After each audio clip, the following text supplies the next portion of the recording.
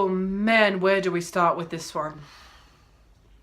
Hello and welcome to Basspick Reviews, and in today's episode I will be reviewing Texas Chainsaw 3D.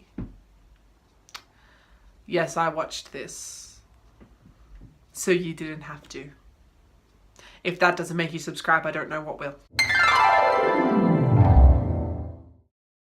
Yes, okay, so in all honesty, as someone who is a really huge fan of the Texas Chainsaw Massacre, and particularly Leatherface as a character, this is not the movie to watch, let me tell you. And you know what sucks? I've seen a lot of reviews for this movie, and I was the genius who thought, oh, it can't be that bad. But see, I watched it on Netflix, and I ain't giving any of those people money, so let's just get this over with. The thing that sucks the most is I found the plot intriguing as hell. Like, I found the plot so interesting. Like, I love it when kind of horror movies have lighting wide, stop doing this to me. Like, I really like it actually in horror movies when there's like a kind of a surprise, if that makes sense. And yes, granted, you kind of knew the surprise was coming, but this girl did not know that Leatherface was her cousin, to my knowledge. Oh man, the plot was so intriguing where like there was a baby, which mind you wasn't even in the first movie, so I don't even know how that came about. The fact that there was this baby that was then taken away from this family who then grew up and had no idea that she was related to one of the most scariest people in Texas, and they butchered that. Like, how do you butcher such an intriguing plot like that? Like, if I heard someone, like, if I was like in a film thing where like they pitch ideas and stuff and they suggested that, I would immediately jump on that and go, yes, that's a great idea. And then if I saw the product, I would be like, this is not the idea you pitched. Please don't tell me this is the movie that this idea was pitched from. It is so bad.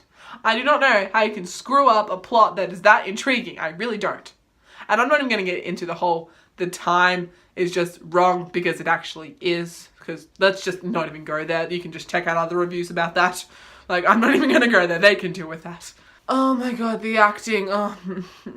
Have these people ever been to like an acting course? Like, ever? Like, no offense, but like, ever? This is exactly like The Babysitter, where if I'm hoping these people can do something that's better than this. The acting was horrendous. So now if you hear me in any video say the acting was Texas Chainsaw 3D bad, this is what I'm talking about. It is the worst acting I've ever seen. Honestly, I'm not even a good actor myself. Like, I think I'm alright, but I'm clearly better than in fact, I think most people are better than these people. But you know what? I'm not even really mad at them. They clearly were doing the best they could with the script, but then at the same time, there were points where they obviously weren't caring, and in all honesty, I probably would stop caring too. But I've said this in so many videos before, I'm going to keep saying it. I'm thoroughly 100 million gazillion% convinced that these people will do amazing stuff and probably have done amazing stuff, but this movie is not the one to showcase it whatsoever. The reason being because some of the line delivery is the most blandest things you will ever hear. Sometimes the overreacting is just awful, and it's kind of like in situations when you should be freaking out, they just kind of stood there. And it's just like, honey, there is someone chasing you with a chainsaw. What are you going to do? You're just going to stand there and scream? I don't think so. To watch this movie for, it's for the cinematography. Why is it in every bad movie the cinematography is always the thing that makes it good?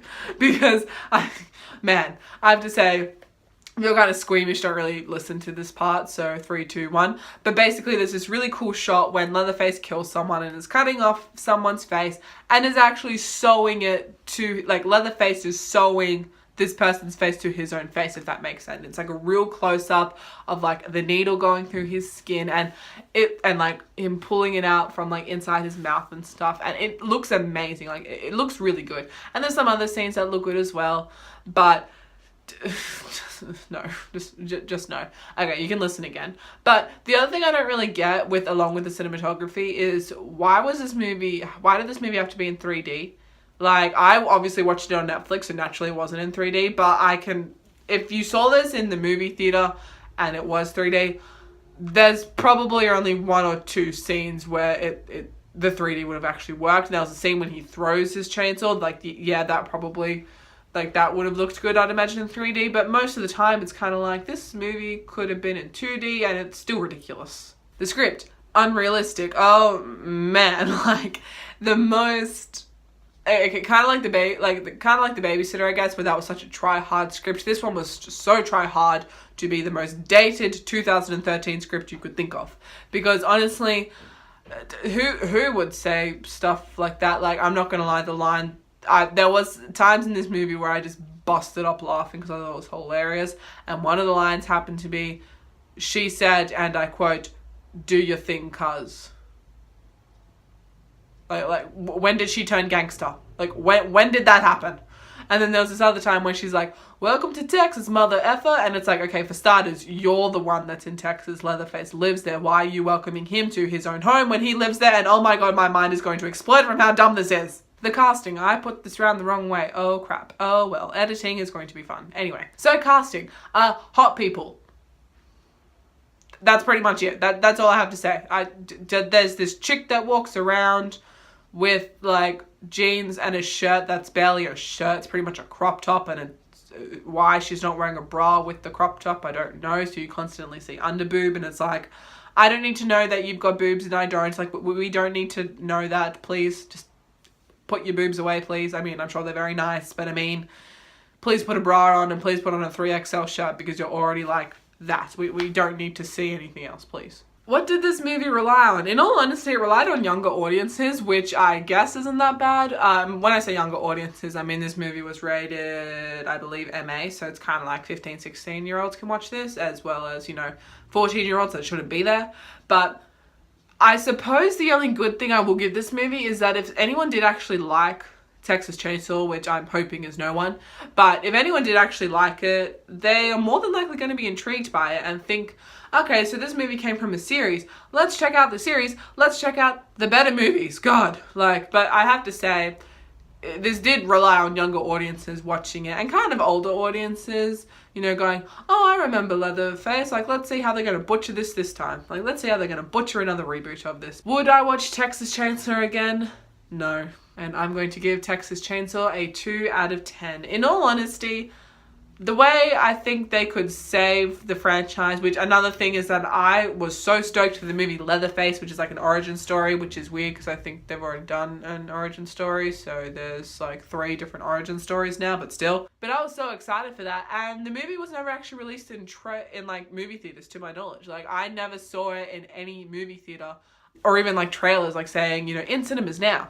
I just saw it one day in a shop and I'm like, oh my god, I was seeing trailers for this and it's not even in, like, it wasn't even in like movie theaters. So please let me know if it actually was, maybe where you're from, because to my knowledge it wasn't here, because I was honestly checking movie times like every single day, like I'm refreshing the page just to make sure.